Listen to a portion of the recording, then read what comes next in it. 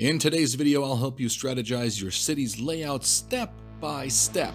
Let's get building. Figuring out how to properly plan your city can sometimes get a bit overwhelming, so here are some tips you can use to properly plan your city for the long run. The map can be very helpful in showing you how and what to build. Now let's get into a bit more detail. Always be sure to check the location of the highway. It functions as the heart of your city, and the location of the highway can define how your city will be connected. So it's very helpful when planning your city to have a general idea of the highway connections. Also, be sure that when checking your highway structure to also consider the road hierarchy with its arterials, collectors, and local roads. Knowing the locations of the highway is very beneficial when planning your industrial areas as well, since separate entrance and exit points from your industry to your highway is the best tip to avoid traffic congestion.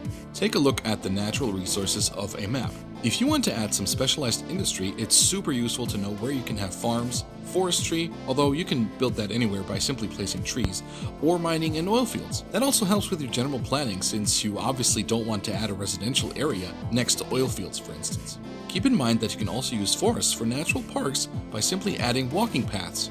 Next up, I would check for the railway connections. In order to plan for future development of your city's infrastructure, it is important to see where and when you will get access to the railways. If you want to have a thriving cargo infrastructure and attract a lot of tourists, having a basic plan of your railway junctions is beneficial. With this basic plan, you can also think about a big transit hub.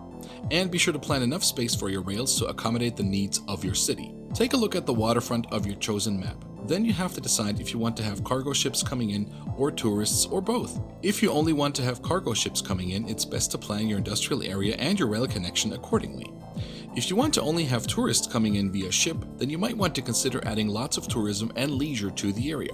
Other landmarks could also be interesting and might need consideration when planning. Oftentimes, maps have lighthouses, shipwrecks, abandoned factories, destroyed castles, and maybe other landmarks like caves or rock formations. These areas can easily be turned into park or pedestrian areas, which then can have an amazing centerpiece and boost your city's attractiveness.